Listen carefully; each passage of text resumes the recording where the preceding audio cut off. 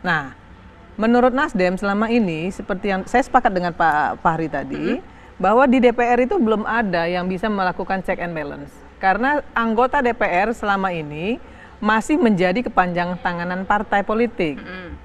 Semua keputusan-keputusan di DPR itu atas instruksi partai politik. Itu tadi yang disampaikan oleh Pak Fahri bahwa itu harus dibenahi. Nah, kalau sekarang kemudian setelah Pak Prabowo ketemu sama Pak Surya, kemudian terjadilah 3 kesepakatan yang disampaikan. Itu kami tidak bicara koalisi loh. Di pertemuan Pak Prabowo dengan Pak Surya itu tidak bicara koalisi. Bicara soal kesepakatan. Atau tidak minta izin juga begitu sebagai partai Kulo nuwun mungkin iya ya. Karena beliau adalah 2 sahabat sebenarnya. Dalam politik kan sangat dinamis sekali ya. Karena Pak Surya dengan Pak Prabowo itu sahabat dari dulu. Nah, kemudian Pak Prabowo menyampaikan apa-apa yang menjadi pandangan-pandangan Gerindra ke depan terkait bagaimana agar pemerintahan Pak Jokowi ini bisa berhasil.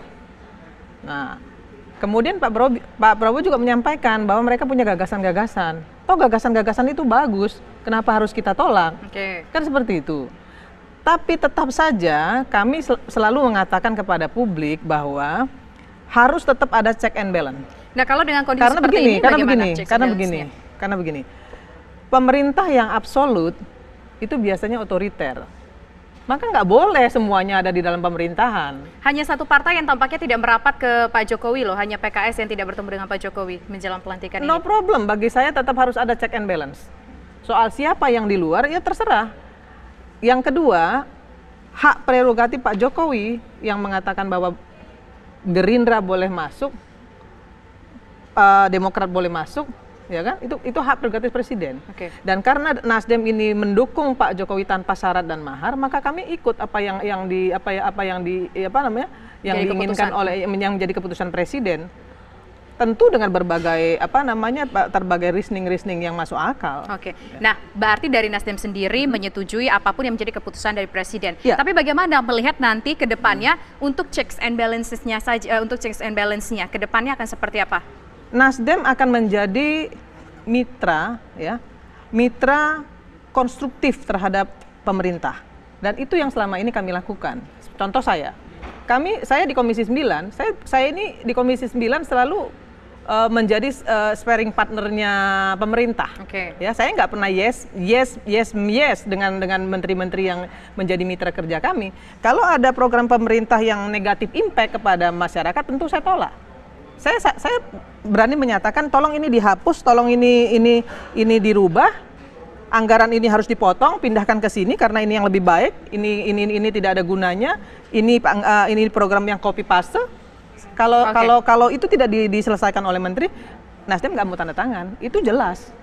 Itu yang dinamakan kontrol sistem yang efektif yang seperti Pak Fahri bilang tadi. Nah, inilah yang dikhawatirkan publik. Kalau semua masuk ke pemerintah, maka kemudian apa yang terjadi dengan check and balance itu? Ibu Irma juga mencium bahwa ada kekhawatiran soal checks and balance itu ya, walaupun mendukung sikap dari Pak Jokowi. Nah, saya ingin ke Bang Rocky. Bang Rocky akan melihat seperti apa kalau nanti mayoritas partai penantang Jokowi dan Pilpres 2019 ini berada dalam satu ranjang yang sama? Ranjang. Judul kita malam hari ini. Iya, satu ranjang tapi 2 selimut itu juga kurang nikmat. Emang tulisannya 2 selimut, Bang? Pasti 2 selimut, karena nggak selesai kan. Ini semacam sleeping with the enemy, tidur bersama musuh tuh. Harus lebih hati-hati dong, Bang? Iya, justru karena itu. Kan problem kita hari ini kesulitan untuk merumuskan posisi. Tadi Ibu Irma menyebut istilah mitra yang konstruktif, karena kesulitan untuk memakai istilah oposisi. Jadi di situ di pihak lain ada upaya untuk berkoalisi secara terbatas. Di pihak sini ada upaya untuk mengintervensi kebijakan. Oposisi tugasnya mengintervensi kebijakan atau bahkan menginterupsi kebijakan. Sekarang kita mau ukur kapan dia bisa interupsi kalau dia ada di ranjang yang sama gitu. Masa bangunin pasangannya lagi tidur kan bisa digaplok apa? Jadi kalau lagi urgent bisa aja dong kali, Bang? Ya kalau urgent, tapi kan urgentnya itu mestinya dari luar sinyalnya itu. Ini urgent. Ini masa sesama pasangan nggak boleh mengurgensikan diri kan itu soalnya. Jadi saya lihatnya begini, saya bukan politisi itu, tapi saya mau ukur dari segi political ethics itu, public ethics.